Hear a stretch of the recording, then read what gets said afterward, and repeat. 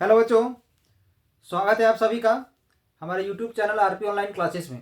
मैं आरपी यादव आज का इस क्लास में 12th class chemistry biomolecules chapter का एक टॉपिक प्रोटीन्स लेकर के आए हैं। आज का इस क्लास में हम प्रोटीन्स का definition, types of the proteins यानी क्लासिफिकेशन ऑफ प्रोटीन्स हो गया, और फिर स्ट्रक्चर ऑफ दी प्रोटीन्स हो गया। इन सभी चीज़ों का डिस्कस आज हम करने वाले हैं। आज के इस क्लास में इन सभी चीज़ों को हम डिटेल पूर्वक बताने वाले हैं। ठीक है, तो ध्यान दोगे। प्रोटीन्स क्या है, ध्यान दोगे। Proteins are polymer of alpha amino acids, यानी जो प्रोटीन जो है वो अल्फा एमिनो एसिड का पॉलीमर्स है। The polymeric products of alpha amino acids having molecular mass more than 1000 are considered as protein. यानी अल्फा एमिनो एसिड का वैसे पॉलीमेरिक प्रोडक्ट जिसका मास 1000 से ज़्यादा होगा उसे हम लोग प्रोटीन्स कहते हैं, और जिसका 1000 से कम होता है उसे हम लोग पेप्टाइड्स कहते हैं। ठीक है, दोनों हमारा अल्फा एमिनो एसिड्स का ही प्रोडक्ट है। क्लासिफिकेशन में ध्यान दोगे। Proteins can be classified into two types. इसे हम लोग दो प्रकार से क्लासिफाइड करते हैं on the basis of their molecular structure. अगर इसका स्ट्रक्चर की बात की जाए तो स्ट्रक्चर के आधार पर इसे दो प्रकार से क्लासिफाइड किया गया है। फर्स्ट है हमारा फाइब्रस प्रोटीन्स और दूसरा है ग्लोबुलर प्रोटीन्स। तो ये जो फाइब्रस प्रोटीन क्या है, ध्यान दोगे। Such proteins have thread like molecules. ध्यान रखोगे, इसका जो मॉलिक्यूल होता है वो थ्रेड लाइक मॉलिक्यूल्स होता है। ठीक है, which tend to lie side by side, यानी एक दूसरे के आसपास रहने की कोशिश करता है। मतलब अगर दो इसका थ्रेड है या तीन थ्रेड है या चार थ्रेड है, सबका सब एक दूसरे के आसपास रहेगा, या तो हम सीधे से कह सकते हैं एक दूसरे के आसपास वो लोग लेटा हुआ रहता है। टू फॉर्म फाइबर, और वो फिर क्या करता है, फाइबर्स का निर्माण करता है। जैसे फाइबर में ढेर सारा रेशा बना हुआ रहता है, वैसे इसमें भी बहुत सारा रेशा बना रहता है जो एक दूसरे के आसपास रहता है, मतलब थ्रेड के जैसा रहता है। The molecules are held together. अब वो मॉलिक्यूल जो है एक दूसरे से हेल्ड रहता है, मतलब एक दूसरे के आसपास रहता है at any points bye hydrogen और डाइसल्फाइड बॉन्ड्स। मतलब एक दूसरे के आसपास अगर रहता है तो आखिर कुछ तो अट्रैक्शन होता होगा उसके पास। किस प्रकार का अट्रैक्शन होता है, तो हाइड्रोजन बॉन्ड बनाता है या तो फिर डाइसल्फाइड बॉन्ड्स बनाता है। They are insoluble in water, और ये जो है सो हमारा वाटर में इनसॉल्युबल होता है। अब इसका फंक्शन देखोगे, इसका फंक्शन क्या है। Fibrous proteins serves as the chief structural material of animal tissues. ठीक है, अब हम लोग आ जाते हैं globular proteins. Such proteins have molecules. इसमें जो मॉलिक्यूल होता है which are folded into compact unit. What do you mean by compact unit, that is छोटे छोटे यूनिट। ये छोटे छोटे यूनिट्स में एक दूसरे के साथ फोल्ड किया हुआ रहता है। ठीक है, वो क्या रहता था, जो पहले भी बताया, फाइब्रस प्रोटीन क्या होता है, थ्रेड के जैसा होता है। वो फोल्ड किया हुआ नहीं रहता है, वो थ्रेड के जैसा रहता है, एक दूसरे के आसपास रहता है वो। बट इसमें क्या होता है, एक दूसरे पर फोल्ड किया हुआ रहता है छोटे छोटे यूनिट्स पर, जिसका शेप क्या होता है, स्फेरिकल शेप का होता है। दी इंटरमोलिकुलर फोर्सेस बिटवीन, उसमें जो फोर्सेस लगता था वो हाइड्रोजन बॉन्ड होता था और डाइसल्फाइड बॉन्ड होता है, बट इसमें भी अट्रैक्शन होता है। The intermolecular forces between compact units are weak, इसमें बहुत ही कम होता है, कमजोर होता है। This proteins are soluble in water. वो क्या था, इनसॉल्युबल था, मतलब वाटर में वो अघुलनशील था, और ये जो है सो सॉल्युबल होता है। और aqueous solution of acid, basis और साल्ट्स में भी हमारा ये सॉल्युबल होता है। अब हम लोग इसका फंक्शन के बारे में देखते हैं। Functions of globular proteins. अब इसका फंक्शन क्या है, इसका काम क्या है, ध्यान दोगे। Globular proteins have some important functions. First है enzymes catalyse all biological reactions. ये जो एंजाइम है ये भी एक प्रकार का प्रोटीन है। तो ये क्या करता है कि हमारे बॉडी में जितना सारा बायोलॉजिकल रिएक्शंस होता है उसे कैटालाइज करता है, यानी उसका स्पीड को बढ़ाता है।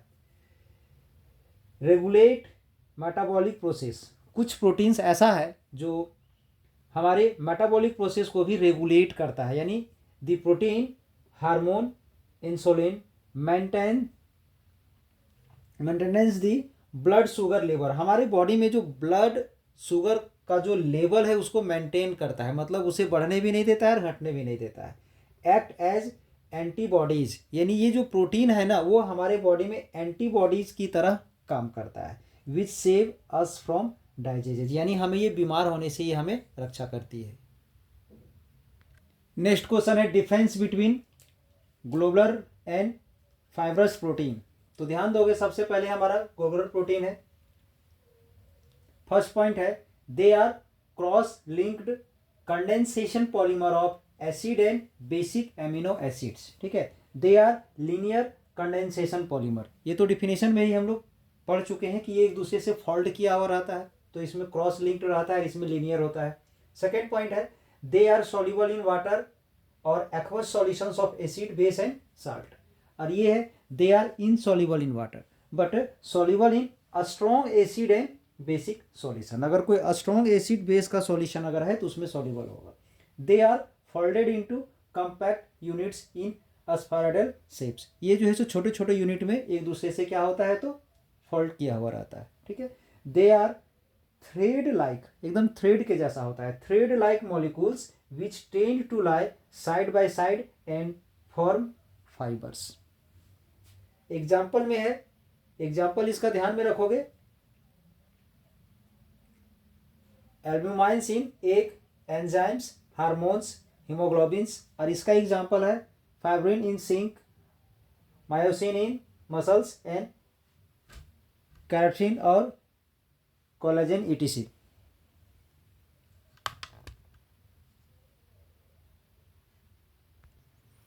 नेक्स्ट क्वेश्चन है डीनेचुरेशन ऑफ प्रोटीन्स। तो सबसे पहले ध्यान दोगे डीनेचुरेशन आखिर है क्या। ठीक है, डीनेचुरेशन यहाँ पर एक प्रोसेस है। ठीक है, the process that brings about changes in physical as well as biological properties of the proteins. यानी ये एक ऐसा प्रोसेस है जिसमें प्रोटीन का फिजिकल और बायोलॉजिकल प्रॉपर्टीज को चेंज कर देता है। ठीक है, futures of denaturation of proteins.